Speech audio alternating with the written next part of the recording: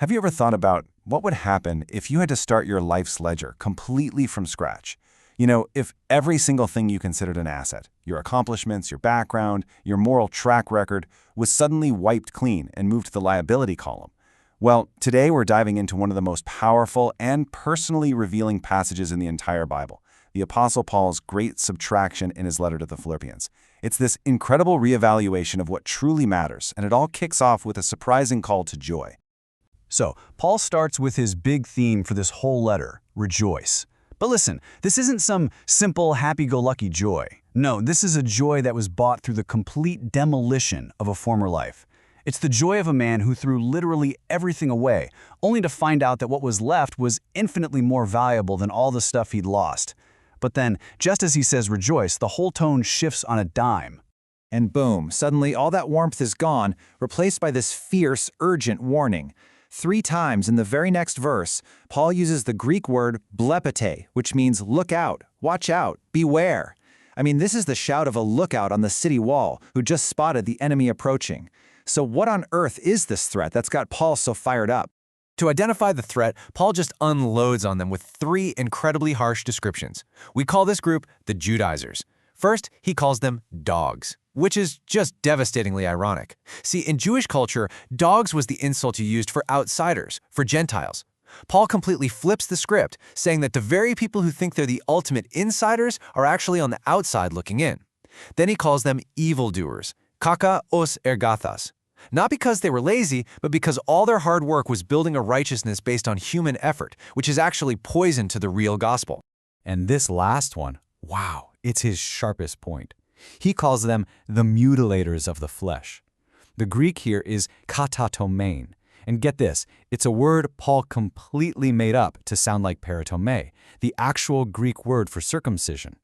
With just one little change to the word, he makes this brilliant argument.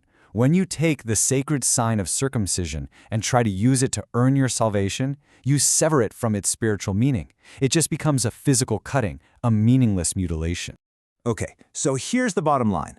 The Judaizers were preaching a really subtle but absolutely deadly error.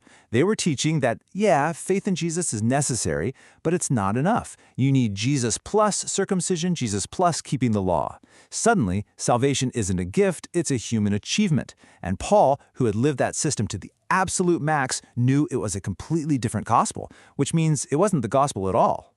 So to fight this, Paul does something incredibly audacious. He basically says, oh, you want to play the credentials game? Fine, I've already won it. He's about to lay out a spiritual resume so perfect that it shows just how bankrupt their whole system is. His point isn't to brag, but to prove that he had everything they were trying to sell, and he threw it all in the trash.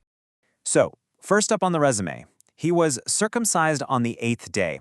What that means is he was born inside the covenant. He wasn't a convert who came in later.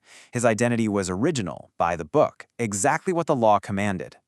Then, he was of the tribe of Benjamin. Now, this carried some serious weight. This was the tribe of Israel's very first king, Saul, who Paul was actually named after. It was also the tribe that stayed loyal when the kingdom of Israel split apart. We're talking about a royal, faithful pedigree.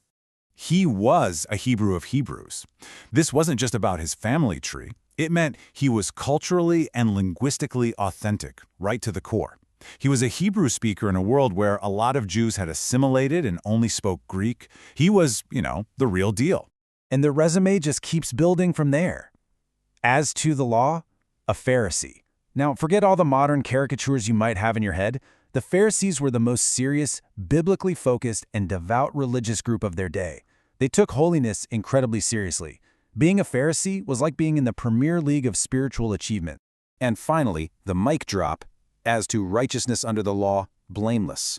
Now, he's not saying he's sinless. What he's saying is that by every external, measurable standard of keeping the Old Testament law, nobody could point a finger at him. He had won the game. This resume is like the ancient world's version of having a PhD from Harvard, being a decorated war hero, and having royal blood. He had it all. And then we get to the verse that is the absolute hinge on which his entire life turns. This one sentence reverses everything. Every single asset he just listed, he's about to reevaluate it all. The entire accounting of his life is about to get flipped completely upside down.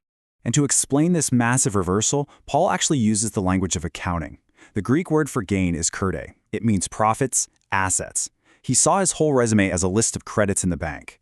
But then he says he counted them as zimion, which means loss, a liability, a debt. So he didn't just zero them out. He took every single asset from the credit column and moved it over to the debit column. They weren't just worthless, they were holding him back. But then he gets even more graphic. He says he counts all of it as rubbish. The Greek word he uses is skybula. And it's not a polite word. It means dung, excrement, garbage that you take out to the dump. Why use such shocking language? Because he needs us to understand that trying to bring our human achievements to God isn't just unhelpful, it's an insult to the all-sufficient, beautiful gift of Christ. So why in the world would anyone perform such a radical subtraction? It's because Paul had found something so unbelievably valuable that it made everything else look like, well, garbage in comparison. He had discovered a new treasure. And this treasure wasn't a new philosophy or another set of rules. It was, in his words, the surpassing worth of knowing Christ Jesus my Lord. And the Greek word for knowing here, gnosis, isn't about collecting data or facts. It's about intimate, personal, experiential knowledge of a person. And notice how he says it, my Lord. This is deeply personal. The King of the cosmos is his Lord. This new treasure gave him a completely new kind of righteousness. Paul lays out two systems. First, there's a righteousness of my own, the kind you build through performance and following the law. He threw that away. What he gained was God's righteousness, the kind that comes through faith in Christ. It isn't achieved, it's received, it's a gift. It's not about what he built, but about where he was found in him. So what did Paul really want out of this new life? It wasn't just to have a clean slate legally. He longed to know Jesus more and more. His desire had three parts: to know the power of Christ's resurrection, to share in the fellowship of his sufferings, and to become like him in his death. The order there is absolutely mind-blowing. The resurrection power comes first, and that power is what enables him to walk through suffering, which in turn shapes him to look more like Jesus. And this is the moment where this ancient letter travels across 2,000 years and lands right here in our lives.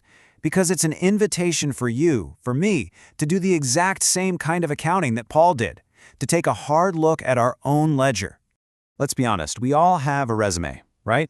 Things we rely on to feel worthy. So what's in your gain column? Is it your career success, your political views, your reputation for being a good person? Maybe it's how much you serve a church or all the theology you know. Paul isn't saying these things are evil. He's saying they are the absolute wrong foundation to build your life on before a holy God. In the end, this great subtraction leads to the only addition that truly matters. The invitation is to move everything from your personal gain column over into the loss column. Not because those things are bad, but because compared to the surpassing value of knowing a person, Jesus Christ your Lord, they're nothing. Because when you finally subtract everything else, what remains isn't a void. What remains is everything.